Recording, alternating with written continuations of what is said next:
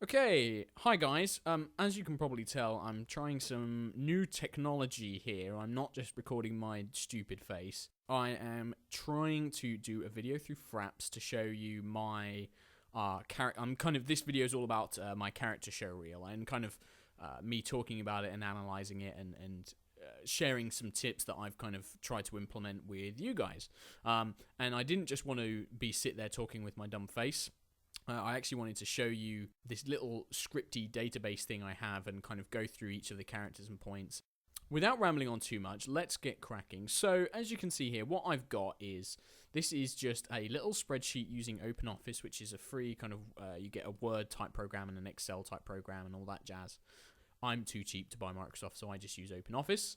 And all I did is I made this little spreadsheet with all these lines of dialogue, character dialogue, and then what I do is I tend to minimize this, put it on my half of my screen, have Audacity running in the other half. If I was rich and had loads of money, I'd have two screens set up for this, but I don't. And I read off this, and then I record at the same time. And the reason I kind of have it in this and not in a Word doc or print it out is, A, I don't have a printer here, but B, what I can do is if something's not working, I just make notes straight into this, or I can make little notes. And as you can see here, I can also color code it. The color coding, it sounds weird, but the color coding is stuff that I know I can do, stuff that I'm not sure about, but I think works, and then the stuff which I'm always a bit concerned about. And you'll see I'll go through each of these individually. But what I do here is I break it down into types of character for each line, each row. And I kind of give, as you can see up here, I kind of give like a kind of example kind of character, and then I actually have the dialogue here. And if you're wondering where I get the dialogue from, what I tend to do is I either take existing game or cartoon dialogue and edit it a lot, because I don't want to be using stuff that people have heard and is existing. Certainly if you're creating a professional demo, you don't want to go and, say, rip something out of World of Warcraft or Thundercats or Pokemon or an anime show that you like.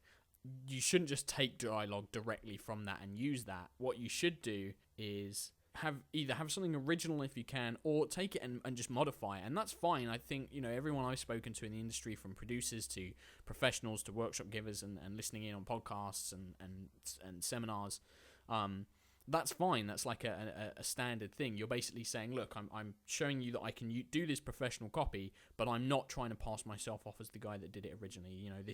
I have edited it so you can get an understanding of where that this is new and not something that's been done before. Some of these are just completely original off the top of my head. Some of them have been inspired by types of shows or types of characters or types of games. And some of them are actual game or cartoon dialogue that I've heavily modified. Let's go from the top. So at the top here, you can see how the character is natural, and then I've got this dialogue here. Now, the natural character bit is, it was always given to me as advice that the first voice on any show reel, whether it's commercial or narrative or character or animation, should always be your natural voice playing a character, so that the listener goes like, right, okay, this is what this guy sounds like normally. Okay, that's fine. It shouldn't be too long, but it should be a good understanding of your kind of natural qualities. And in this one, I kind of wanted something which was a bit sarcastic and a bit sort of, snarky, which is how I tend to sound. So this dialogue came from a MMO called Rift, and it was on their website as a short story, and I edited it from that. And a lot of these MMOs have great kind of short stories for their lore of their world or lore of the game, and you can go in and you can take some good sections, edit them, like actual character dialogue, edit them, and then you can reuse them, and they tend to work really, really well. This one I think was some archer guy, and he's hunted down some necromancer, and he's a really sucky, snarky bastard. So I kind of had this one, and it's just my natural voice. It's just like, do you pour the Virgin's blood into the artifact to make the dead rise? Or is it for when you get thirsty from all that chanting? And it's just that kind of real, flat, natural, I'm an English sarcastic jerk, basically. So start off with a natural voice. I've seen quite a few animation demos where they don't do this, where they'll start off with, something completely different to how they normally sound. And that's, maybe that works, I don't know, but I've always had the advice of you should always start with your natural voice. The next one is, now, in hindsight, the next one should be something which is completely different to my natural voice, and I haven't in this one, so that's something that I'm taking away from this. I think that you should follow your natural read with something so different and that makes such an impact that you keep the listener listening, because I think in mine, the problem with what I have is that people are going to hear that natural voice and then they're going to hear this one, which is still characterized, is different, but it's still very normal. I think they're going to go, guy's got no variety, meh, next one. So I'm going to change this. But this one is a villain. I love playing villains, and being British, if I ever work in America, I am fully expecting that I will be cast as all the villains. So I put this one in. But that's okay, because I love playing villains. They're the best types of characters. They've often got the best motivations. They've often got the best dialogue, and they get to be the coolest, out of everybody, even if they do end up getting defeated. So this one is inspired by a character called John Irenicus in the game Baldur's Gate, which is fantastic. He's probably my favourite video game villain, and I just basically took I took a bunch of his dialogue, mashed it all together, and then just changed it very slightly. And the interesting thing with this is there are two ways that I do it, and I'm still not decided on which one's better for a reel. You can either read this one as kind of light and sinister, so it kind of becomes, did you honestly believe that your actions would only affect yourself? Kind of, I see, I'm going to eat your heart. It's very light and sinister. Kind of suits kind of like a more kind of psychotic character. Like, did you honestly believe that your actions would only affect yourself? It's kind of a bit camp, but it's kind of got that sinister edge. Or you can do this a bit deeper, and it's like, did you honestly believe that your actions would only affect yourself? You understand so little, and others will pay for your ignorance. And it's kind of deeper, and it's more condescending, and it's more menacing than it is sinister. It's deeper and more menacing. That's the way I kind of see it. So that's kind of an example of a very flat read, which is just my natural voice, but there's two different spins you can put on it. You can kind of play it as the more, hello, my dear. I'm going to stroke your face. I'm a vampire, that kind of thing. Or you can play it as your much more kind of typical villain who is deep down and menacing and is not to be trifled with, and that kind of thing. Next up, as you can see here, this is very different, and this is probably the one that should follow my natural voice. This is inspired, so this is the kind of camp character, and by that I mean think of James from Pokemon, or Pegasus from Yu-Gi-Oh, or any of those kind of like, or Leron from Gurren Lagann, or any kind of very, camp character. So you kind of got like, oh my, that kind of thing. And this dialogue is inspired by the sea serpent in Friendship is Magic, My Little Pony, and the reason I put this in here is I was going to do voice acting for an indie game based on the show, and I was going to play the sea serpent, who is known by fans as Stephen Magnet, and I was going to do him because this is a very close kind of, I can do a fairly good impersonation of it, so this is kind of like the, it's so true. I'm just a hideous beast. And it's that kind of thing. That might have picked up on my mic, I'm not sure. But it's that kind of thing, and it's different. It's very characterized. It's very cartoony, and that should probably follow my natural voice just to keep things a bit different. And what I like is that this camp one, where it is it's currently very different to the villain stuff, which is, either deep and sinister, or it could be quite light and deep and menacing, or light and sinister, but it's still kind of like very, not serious, but it's kind of got a grounding. And then you have this, which is so cartoony and over the top. And then the next one is a soldier, and I kind of do it as an English gruff SAS, kind of like, Gaz or Soap from Call of Duty. So it's kind of, alright, Alpha 6, this is Bravo 0. Alpha 6, what are you doing? Reloading, that kind of thing. And the reason I included this is I never thought of including a military game voice, because my natural voice is, I sound like a nerd. I sound like a sarcastic nerd. But I can do the kind of like, the gruff London tone. And it's not that, I can do it quite comfortably. So it's, it's a bit easier for me to be like a hard man, kind of East End. And, my friend Matthew Mercer, who's a voice actor in LA, he's worked on Thundercats. He's done quite a few. I think he was in Modern Warfare 3 as well. He does some additional voices in that. He's done Leifong. He's done loads of stuff. And he was saying to me, I showed him like a very early version of my reel a couple of years ago, and he was just like, "You haven't got any soldier voice. You haven't got any military voices on there." And I was like, "Oh, do you think I should put them in?" He's like, "Absolutely. There are so many war games, even if they're not big and popular ones. There's so many war games, whether it's an RTS or an FPS or a third person." So having your kind of gruff soldier is a fairly good staple, especially if you're a male voice actor. I think that's something that everybody has to kind of include. And you don't have to be the SAS guy. You can be you could be an American Marine, with the oorah, or you could be kind of like a special ops team from a European country or something like that. Or you could be a bad guy. You could do a military terrorist or a soldier or a merc for hire. But having some sort of military guns, bombs kind of thing does very well. I think that does apply more for male voice actors than female voice actors. But hey, maybe you could, if you're a female voice actor, maybe you do want to include a military one to kind of say, like, if you've got a tough female character, if you can do a strong female soldier type, then yeah, I'd say definitely go for that, because I think that would really stand out. Moving on, next we have Wizard, and by Wizard, this is a very old, venerable wizard. This is your Merlin, your kind of doddering old Merlin, or a Gandalf kind of, or a Saruman kind of thing. And the reason this is in is because you need to keep it as varied as possible in terms of not only just character and accent, but also ages.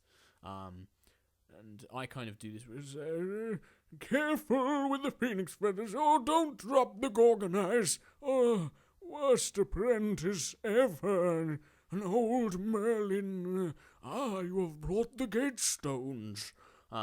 It's that kind of, you can almost feel yourself hunched over. I kind of hunch my shoulders a little bit, and I shake my hand as I kind of do it. And I think that creates that kind of old character, and it's important to have that age distinction and age variety. And I reverse that later on. I do a younger character as well. And the next one is, again, this is kind of similar. This is like an old British general, and the reason I put this in, I never actually used it in my original demo, and I'm thinking of maybe revising it and using it, because I think it's quite important that, yes, I can do a very old wizard. A wizard is never late, Frodo Baggins. He sounds like... But that's very old, and I think that all of my other characters are kind of my age. They're about mid-20s to 30s kind of thing. And I was like, well, I know I can sort of do a kind of like a 60-year-old. I don't have to be 109, like the wizard. I can kind of... that settles it then. He's kind of older, but he's still a strong character. He's not as vulnerable and venerable and weak as the wizard. He's kind of, well, that settles it. In the morning we'll jump over and give Jerry a damn good licking. He's kind of older, and he's got that kind of quiver in his voice, but he's still fighting. And it's that strength to it that the other one doesn't have. So that's why I threw that in there. Is it's important. It's almost having variety within your variety, kind of having different elements. And I could use more of that, and I'll go into that a bit later. The next one, I've put this down as the Shakespeare voice, and this kind of little running joke in that me and my friend Pud use this voice, because this is a voice. If you've ever played the game Final Fantasy XII, there's a character called Basch von Rossenberg. And he sounds very much like this. He's like, I am Basch von Rossenberg. Then live and reclaim it. And we jokingly call that the Shakespeare voice, because so many like old Shakespeare actors sound like that. And it's kind of like, hello, darlings. Yes, I'm here to perform in Midsummer Night's Dream. I shall do my Shakespearean voice now. Yes, verily. And so I call it that. And the dialogue here, I should point out, by the way, that... the dialogue for the soldier is modified from some Call of Duty 1, Modern Warfare 1 dialogue. It's very heavily modded, because I pretty much just took the format. So it's kind of, I think originally it's something like, Bravo Zero, this is Alpha Team, we're leaving now, or something like that. And I just basically was like, well, I quite like the whole kind of like using the code things. It's very military, sort of like Alpha 6, this is Bravo Zero. Using that, I quite like that, and then I added in a secondary LZ, or landing zone, and then, you know, added in this whole, like, you know, this cooking pan just got a lot hotter.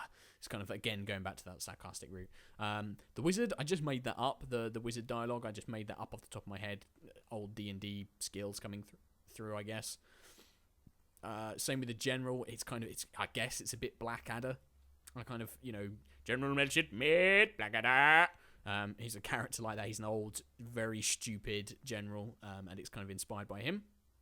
This one, the Shakespeare one, the dialogue it's not taken from anywhere, but it's heavily inspired by the Thor comics and the Thor movies, with Loki and Thor and the Avengers and stuff like that. And this is very much a case of, like, cease your lies, trickster. I shall stand your serpent tongue no further. Cease your lies, trickster. No, it's very kind of over the top and overly dramatic, and I did this voice just because I love doing it. I think it's a really fun voice to do.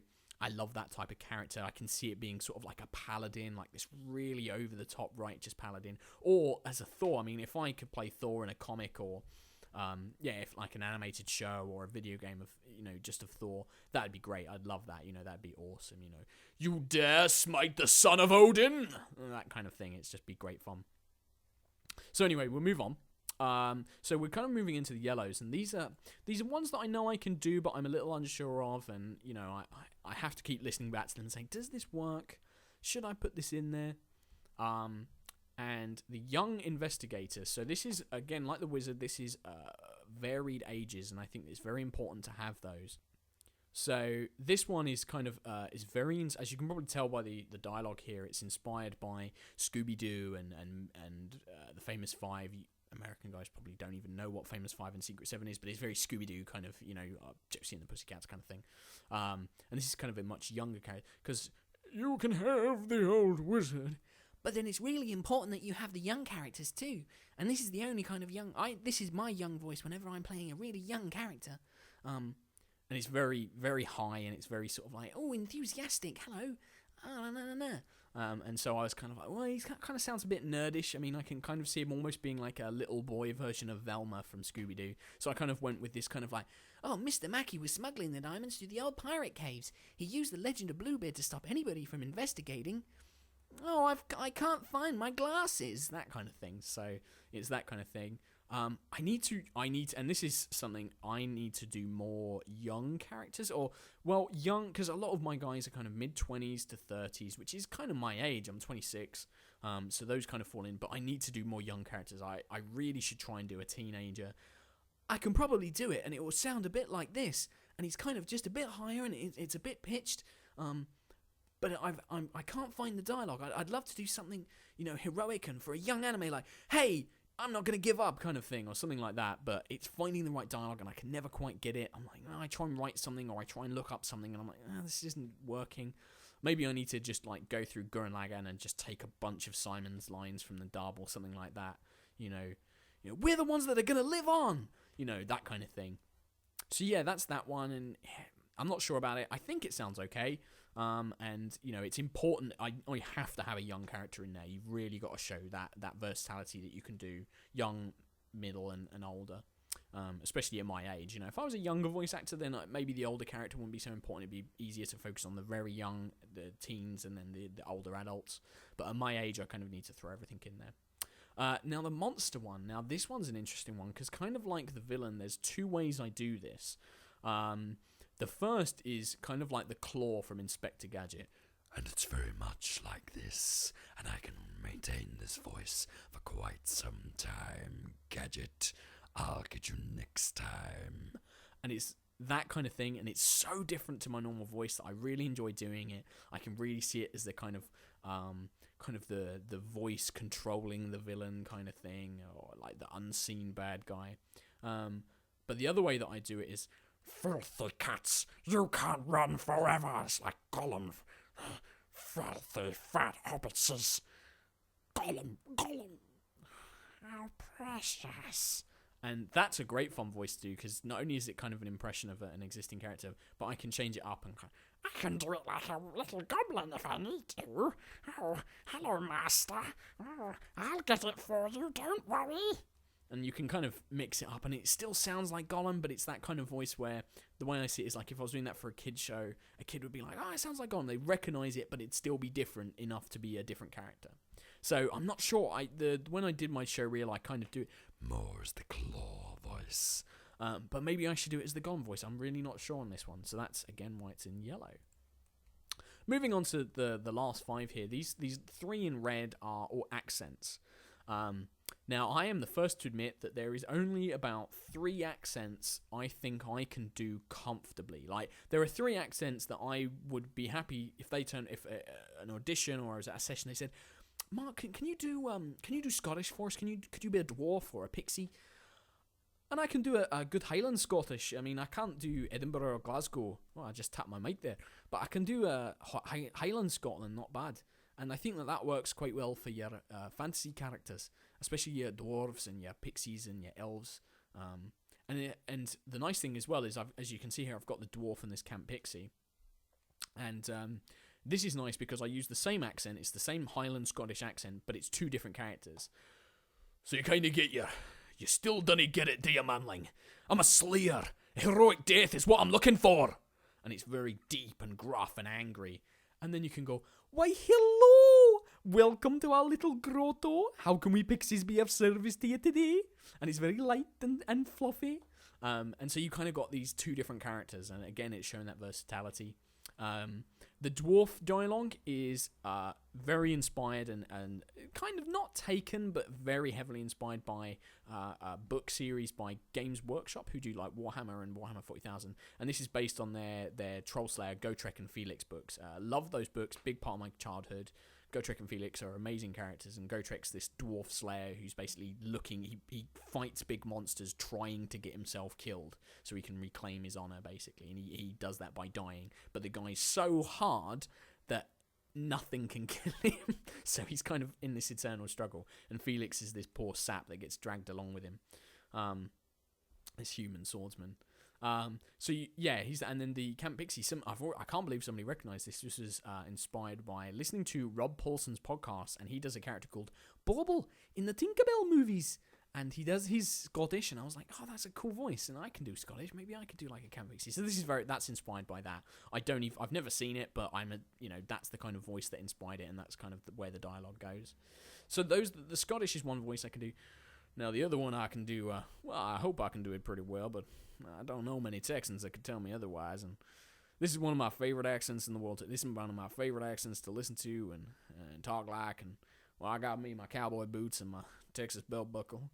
If I could, I love that voice. It's one of my favorite voices. I love westerns and cowboys and U.S. Marshals. I could almost do like a Tommy Lee Jones. And so I wanted to put the cowboy in there as well. So this is kind of like beg pardon, ma'am. The name's Jack Marshall. I reckon I can help with your problem. So it's kind of, it's that thing. In my show reel, I actually do it as a more like, well, beg pardon, the name's Jack Marshall, ma'am. I reckon I can help with your problem. And it's more high-pitched, and it's more young, and kind of, hey, more cartoony. So it's kind of like that. But I love doing that voice. It's one of my favorites. The other accent I can do, and I've not included it on my show reel because I just couldn't think of dialogue to go with it, and that's my South African. It's very harsh, and it's probably not the best. It's very stereotypical, and it's very over the top, and he's very District 9. Sweetie man, hello, you sneaky prawns. And I knew 2 girls and their family that came from South Africa. And I got to know them very well when I was a kid. And this is a voice that we always used to do at work. I used to work with a South African named Jay.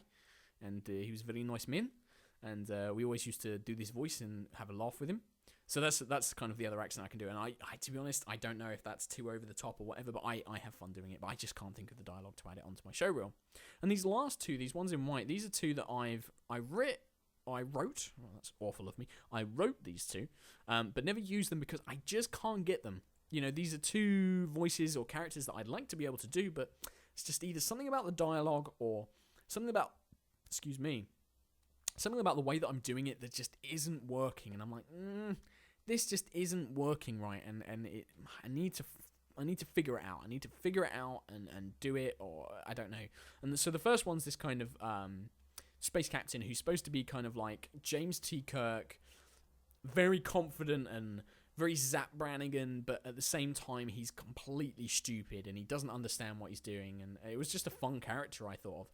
So it's kind of like a Mr. Speg, divert full power to the full front thrustle and ready photon torpedoes or photo torpedoes. Mr. Speg, it's very Zap Brannigan, which is another reason why I didn't do it. It's too much of an impression of an existing character, and I don't want to just have my demo reel of, oh, he's doing Zap Brannigan, oh, he's doing Gollum, he's doing that. So I didn't kind of include that, and it's supposed to be kind of, he's saying all these words wrong, and he doesn't get it, and stuff like that. And I don't know if that was it. And the other one is kind of like this noir, like private detective, black and white, kind of, there she was. All legs and curves in a red dress that would make a senator blush. It's kind of New York, but softer, and you gotta let those words echo for a long time. There she was, all legs and curves in a red dress that would make a senator blush. And he's like holding the notes, like holding the words for that second too long. Again, it just didn't work, and I'm like, it's not working too well. So that's kind of like my showreel stuff that I've done, and the more I've listened to my existing one, which you can check out on my YouTube channel or on my website, I listened to it and I'm like, you know what? The one thing I'm missing in this, and I mentioned it earlier, is I need a young heroic voice.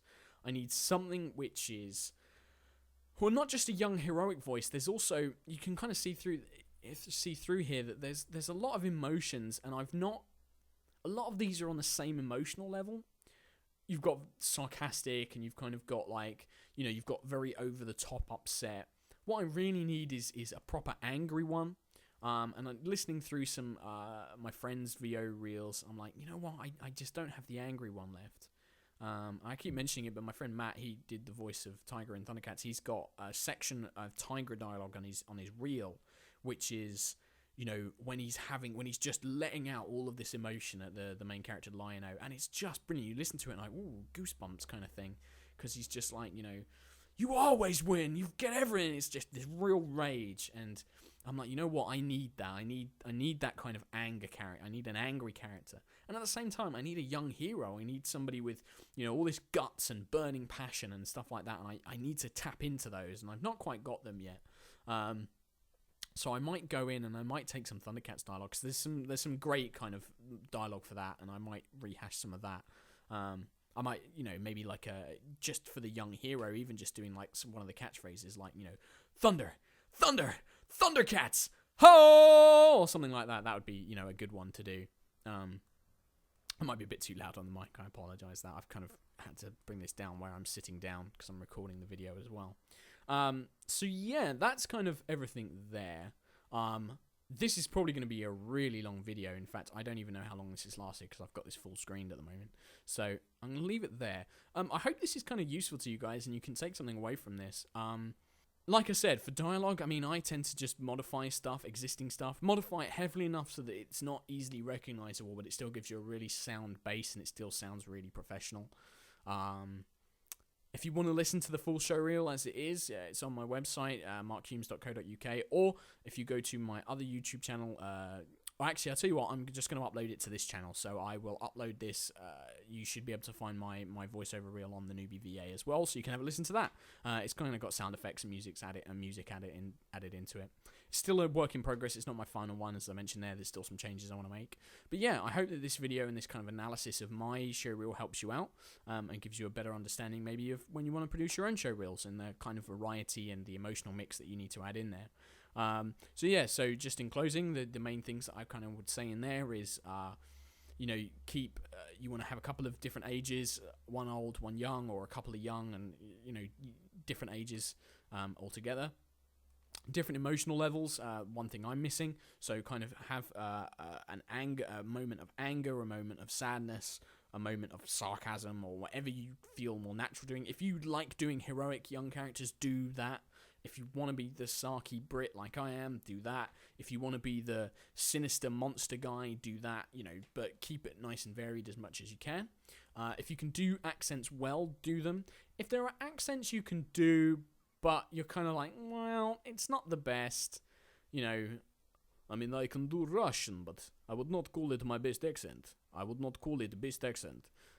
slipping in South African sea. So it's things like that. You might be able to get away with it. That's the kind of stuff to say for, you know, if an audition or a session is like, you know what, can you just throw out some accents, you know, can we see what we can do? And if they turn around and say, can you do French? And you can say, oh, yeah, sure, I'll give, you know, we can record it and go from there. You know, if you've got the time, you know, throw it in there, because if they don't use it, they don't use it. If they use it, they use it. So you could do a Frenchman, and you could talk like this, and be like, I'm doing my French accent. It might be really stereotypical and OTT and stuff like that, but, you know, at least have a go. But don't necessarily put that stuff on your demo reel. Only do accents if you're very confident in them. Keep the ages up, and have fun with it as well. Like, a lot of these are characters and voices that I enjoy to do. So don't forget that either. You know, that's an important part of it. Okay, guys, I'm going to try and close things down there. Let's just stop the video, because by the time I've done this, you might have a bit of a black screen. But yeah, so thanks very much, and I will see you around. Thanks, guys. Take care. Bye-bye.